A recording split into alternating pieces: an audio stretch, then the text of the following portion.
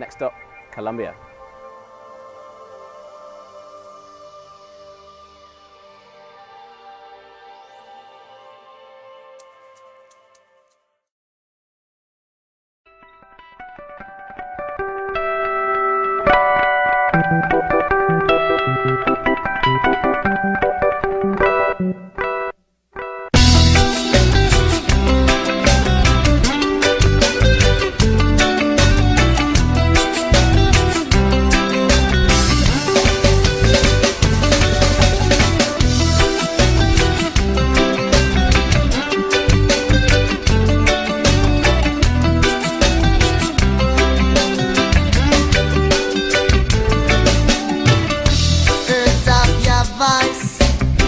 The melody of your song. Know of your passion, of your roots and culture. For you know who bring forth all the fruits of nature. Who bring back your lights. Watch your trouble down, virtuous girl. Just your heart, let's stop hurt that and set you apart. Yes, I know.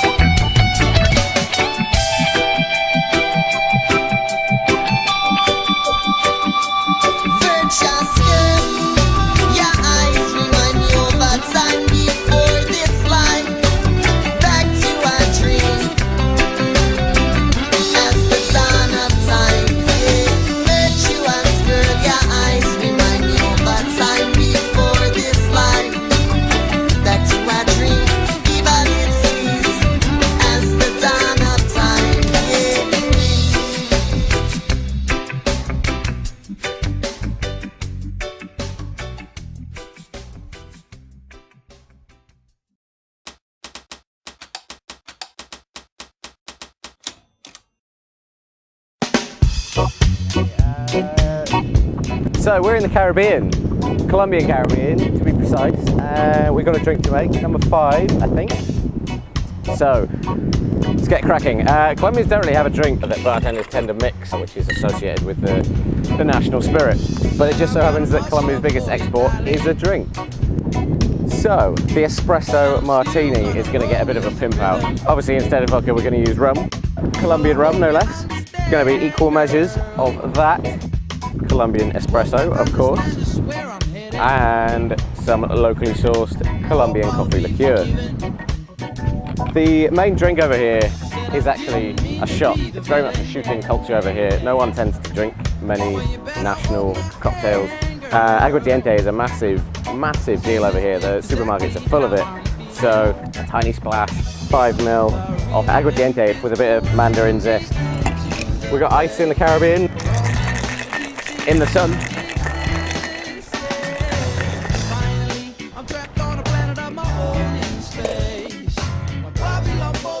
So that is drink number 5 for the Caribbean, Colombia. Finished off with a bit of a mandarin zest. Squeeze it out, get all those essential oils out. And that is drink number 5. Cheers from the Caribbean.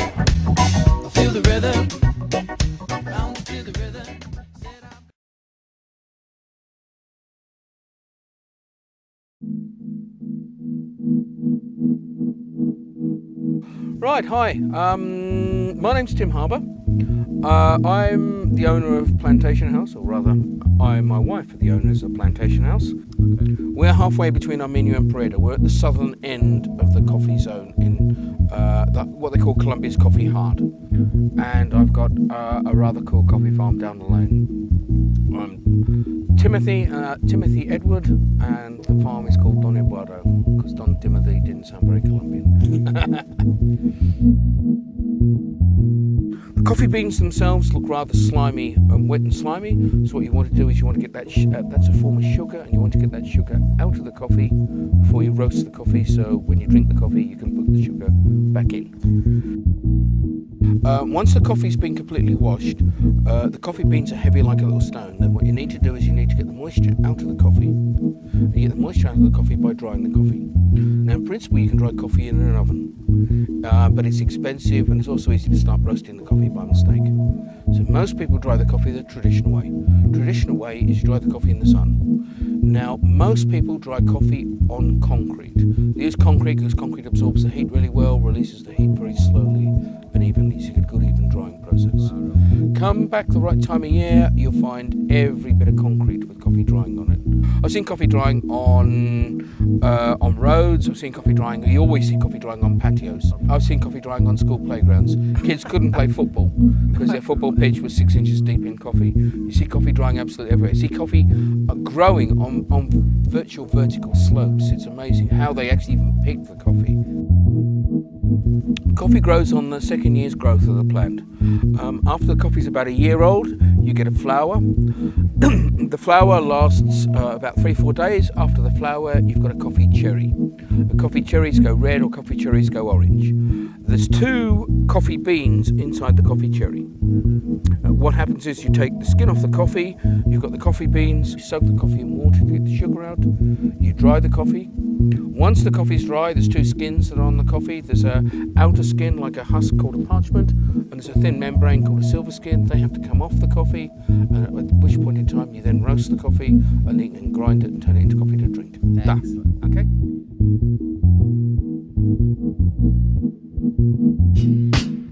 Bueno, buenas tardes. Mi nombre es Hugo Álvarez Willes. Vivo en Colombia, Medellín.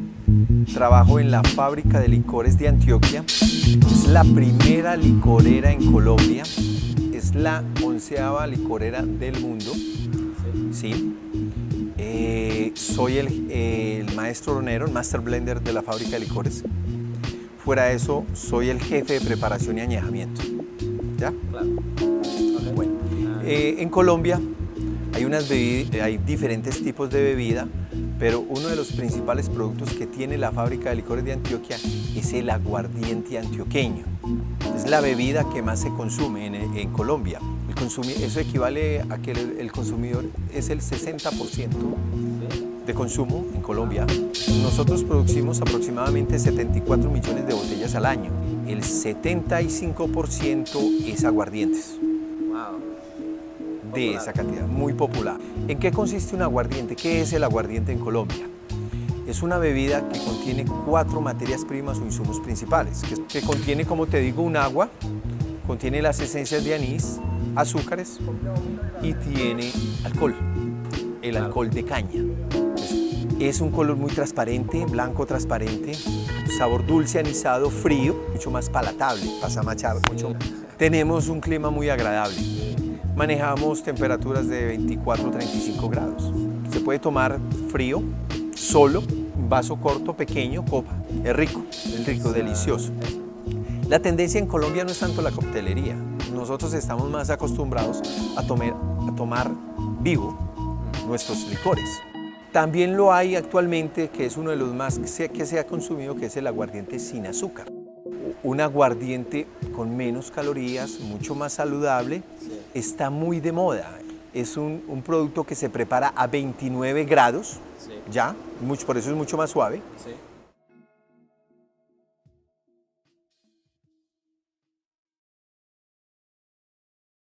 Bueno, yo me voy a despedir con este excelente ron. Salud.